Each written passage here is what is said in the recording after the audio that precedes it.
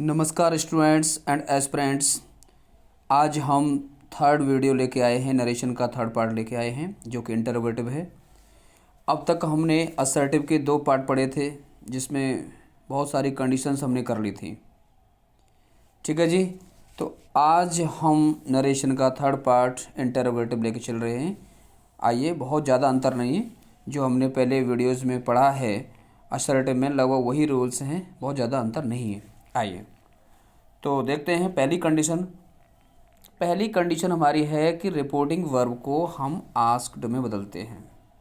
Asked या फिर inquired of भी बदल सकते हैं। रिपोर्टिंग वर्ब समझ लीजिए आप, जो सैड, सेज ये सब थे। आई मीन सर्ट में जब हमने सीखा था तो वहाँ हमने टोल्ड किया था, टेल्स किया था। अब हम टोल्ड और टेल्स को भूल जाएंगे और हम यहाँ आस्क्ड में बदलेंगे, ये ध्यान रखना है। पहली कुछ बातें हमको भूलनी पड़ेंगी। आगे बढ़ते हैं। दूसरा है नो यूज ऑफ दैट। पहले हमने कॉमा की जगह पर दैट लगाया था, अब हम वो नहीं लगाएंगे। एंड थर्ड पॉइंट है हमारा when the reported speech begins with a helping verb we add if और whether in place of comma. इसे समझ लेंगे। मतलब क्या है कि अगर हमारा रिपोर्टेड स्पीच, देखिएगा मैंने RS लिख दिया है शॉर्ट में, रिपोर्टेड स्पीच जो इन्वर्टेड कॉमास के अंदर होता है, हम उसकी बात कर रहे हैं। अगर उसकी शुरुआत किसी हेल्पिंग वर्ब से हो रही है, हेल्पिंग वर्ब हैज़ हो सकता है, हैव हो सकता है, कैन हो सकता है, डू डज हो सकता है, कोई भी हो सकता है। कहने का सेंस ये है कि अगर हम रिपोर्टेड स्पीच की हिंदी करें तो शुरुआत में क्या का सेंस आए। जैसे क्या तुम मंदिर जाते हो, क्या तुमने खाना खा लिया, क्या से शुरुआत होनी चाहिए, ठीक है ना। और जब किसी हेल्पिंग वर्ब से शुरुआत होती है तभी क्या आता है ऐसी कंडीशन में।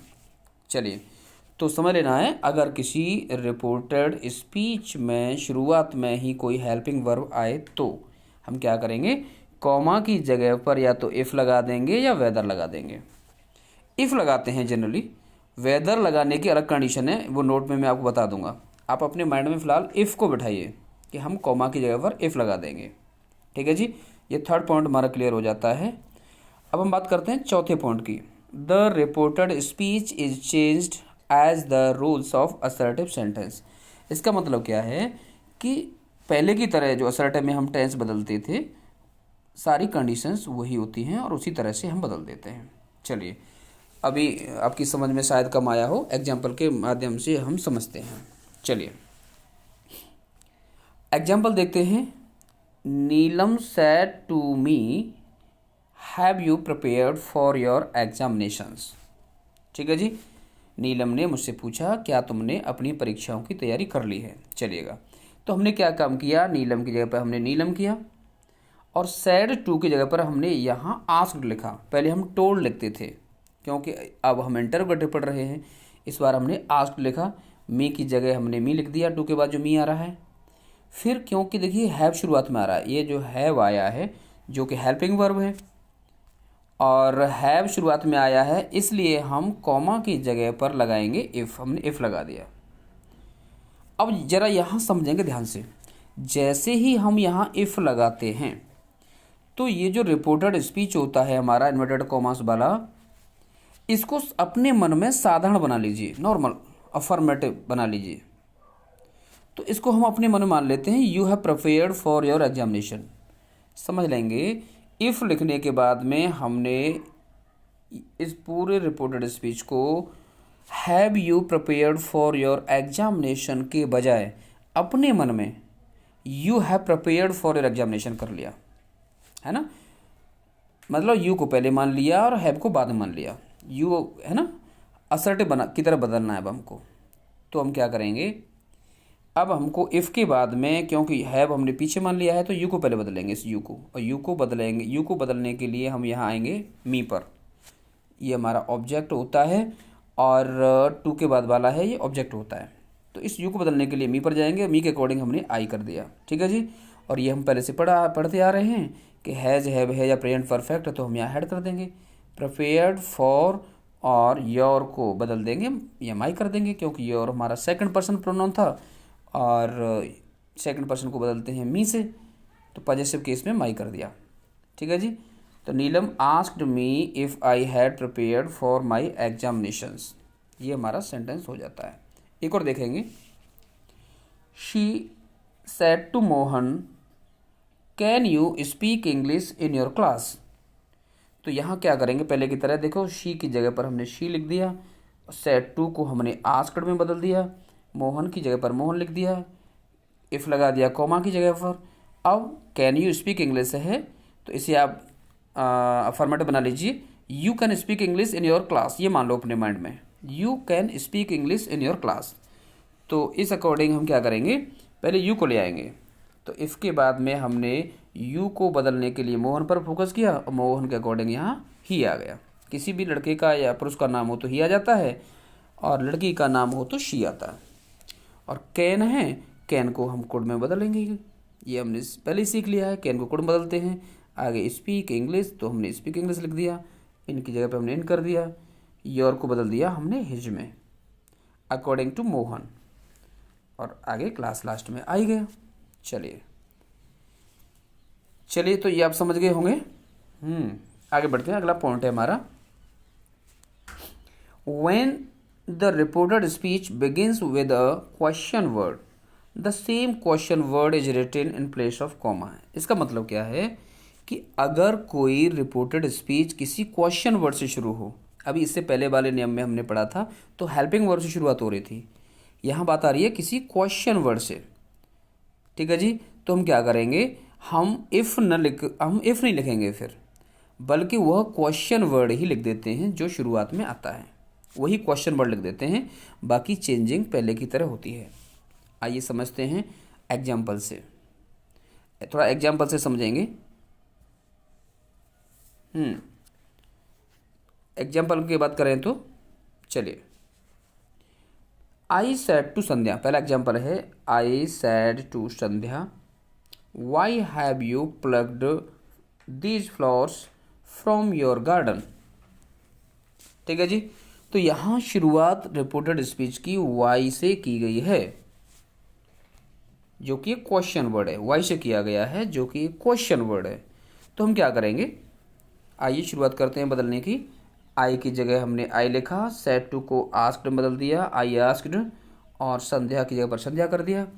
अब पहले हमने यहाँ कॉमा की जगह पर इफ़ लगाया था, लेकिन अब इफ़ नहीं लगाएंगे क्योंकि यहाँ क्वेश्चन वर्ड आया है वाई, तो हम इस वाई को ही लिख देंगे, वाई लिख दिया। अब फिर से पहले जैसे हमने अफर्मेटिव कर दिया था, हैव यू प्लग्ड को हमने यू हैव प्लग्ड है ना ऐसे मान लिया था, वही सेम पैटर्न करेंगे। तो इस यू को पहले ले लेंगे, you have plucked these flowers from your garden, ये अपने मन में मान लेना है।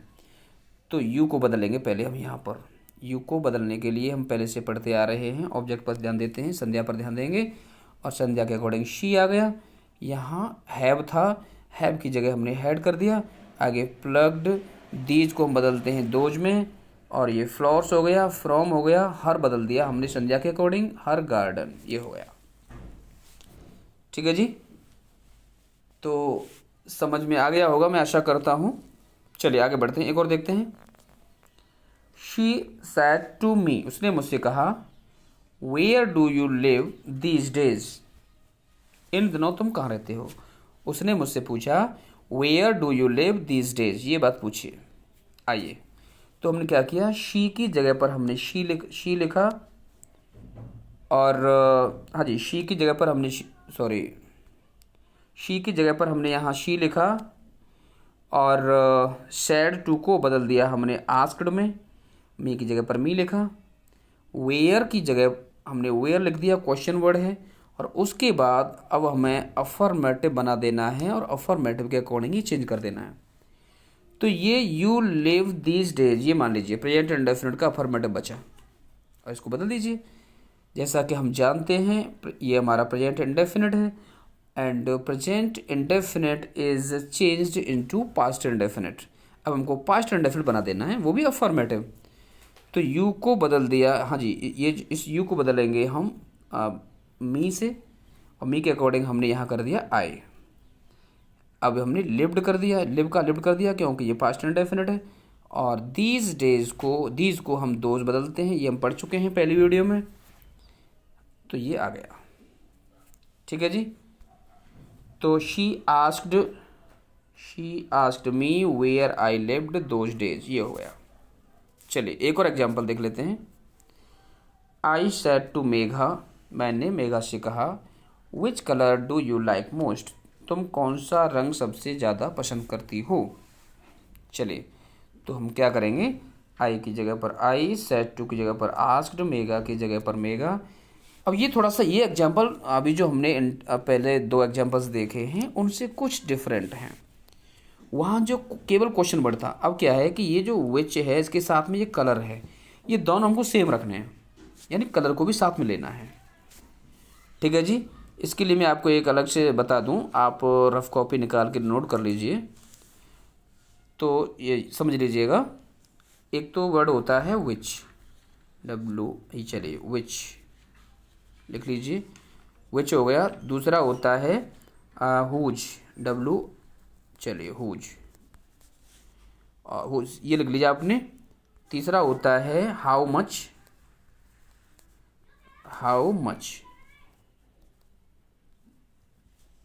ठीक है जी, हाउ मच लिख लिया, 3 वर्ड हो गए। चौथा है how many,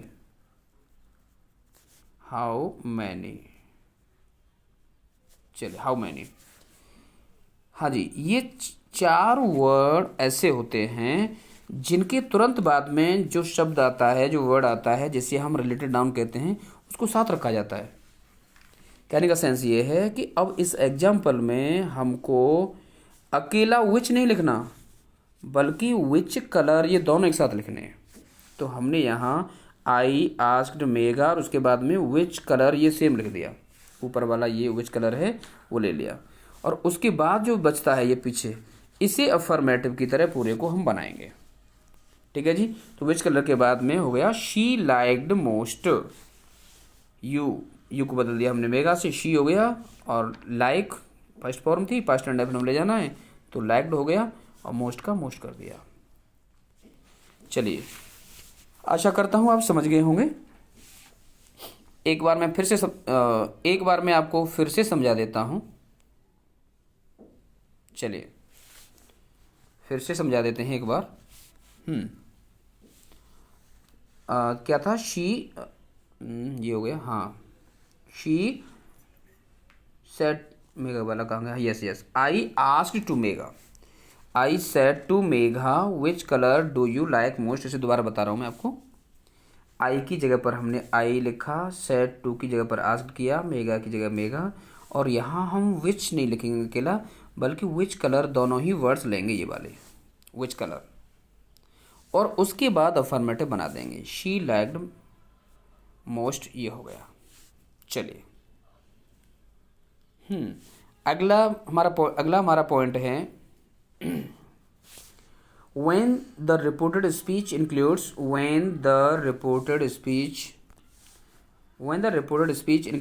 yes or no। कभी कभी किसी डायरेक्ट स्पीच में yes या no दिया जाता है, उसके लिए ये पॉइंट है, तो समझेंगे। when the reported speech includes yes or no, we write replied in affirmative for yes and replied in negative for no। बहुत सिंपल है, कुछ नहीं करना है। अगर यस आ जाए तो उसके लिए हम रिप्लाइड इन अफर्मेटिव लिख देंगे, यस के लिए लिख देंगे रिप्लाइड इन अफर्मेटिव, और नो के लिए लिख देंगे रिप्लाइड इन नेगेटिव। ठीक है जी। चलिएगा तो देखते हैं कि एग्जाम्पल। तो एग्जाम्पल है she said to me have you seen the Taj Mahal, no I said.